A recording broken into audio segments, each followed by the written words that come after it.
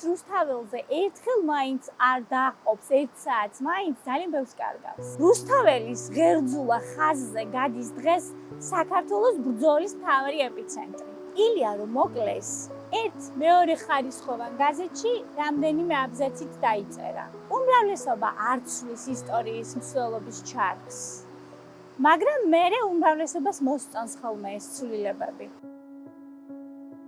თავმეჩემილია თქვა, ის ჩემი ცხოვრების მთავარი ადამიანი იყო.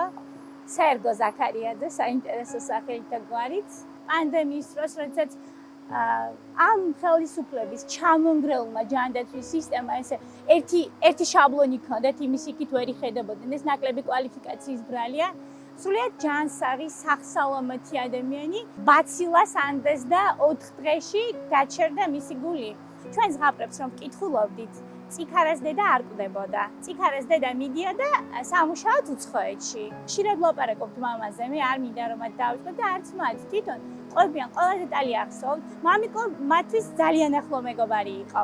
ამიტომ ორმაგი პასუხისმგებლობა მაქვს მე რომ ახლა უნდა გავაკეთო ის, რასაც მამიკოსგანაც მოელოდებოდნენ. ყოველ შესაძლო საღამოს შეიძლება ფეხბურთის ვარჯიშის შემდეგ დაღლილებით იყვნენ ხოლმე ბიჭები, მაგრამ თვითონ ამბობდნენ, მივდივართ დღეს აქციაზე.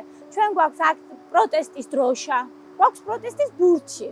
ერთი ბურთი გადაგვივარდა პარლამენტის შენობაში. ისინი რომ იყვნენ რობოკოპები და ისინი და ერთ-ერთმა მეგობარმა ჩვენმა მეორე დღეს ახალი ბურთი მოუტანეთ და ის პროტესტის ბურთია, არავის არ ენდობენ, ის მარტო პარლამენტთან მოგობს. პროტესტის გააზრება მათ შეუძლიათ. იციან რატომ ვართ აქ. საღამოს თემუკას და თოკას რო ზინავთ, ვუყურებ საწოლს და ვფიქრობ, რომ ელენე ხუნდაძეს შვილის საწოლი ცარიელი აქვს. ირაკლი მიმინოშვილს ძინავს ციხეში. არ შეიძლება ასე. არ შეიძლება შენი შვილი ტყბებოდა და სხვა დედის შვილი არ გადარდებდეს. დარწმუნებული ვარ, რომ ქრესტომატიებში შეიტანენ, როგორი შეიძლება იყოს პროტესტი აქამდე, რომ არავის არ უნახავს. ევროპა ასეთი ფხიზელი, მე როგორც ისტორიკოსი გეუბნებით, არასდროს არ ყოფილა. ხო გახსოვთ შემოუვაწუნეო. მე ვფიქრობ, უკრაინამ და საქართველომ შემოუვაწუნა ესე ძალიან სტაბილურად ცხოვრება შეჩვეულ ევროპელ დიპლომატიურ და პოლიტიკურ ესტაბლიშმენტს. ვინც რუსთაველზე ერთხელ მაინც არ დააყობს 1 საათს მაინც ძალიან ბევრს კარგავს. თუკი ბავშვობაში უოცნებიათ რეჟისორის, ხატვის, მსახიობის, ენათმეცნიერის, ისტორიკოსის, ჟურნალისტის შესახებ, რომ აი ამას გავიცნობდი.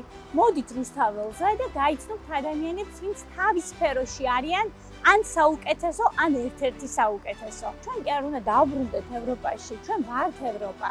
ამიტომ მე მინდა ის ევროპული ცხოვრების წესი იყოს, აქ რასაც იმსახურებს საქართველო, როგორც ასლანი გაიქცა ჩუმად, როგორც ასადი გაიქცა ჩუმად ღამით, ისე გაქრეს ივანიშვილი, რომ ძმა მარიცოდეს მისმა სად არის. ყველა მართვის სადავე ამ ქვეყანაში აიღონ ხელში ახალგაზრდებმა, მას შემდეგ რაც გავიმარჯვებთ სახელოვნად ძალიან მალე. აქ ვარ, აქა ვგევარ და სხვაგვარად დაარძალვნი და ახლა მით უმეტეს, როდესაც ჩემი ცხოვრების მთავარი ადამიანი სამუდამოდ აქ არის. მე არც ერთ წამსვლელი არ ვარ, ამიტომ შევძლი აქ და ახლა. ამიტომ უკან დასახევი გზა არ არის.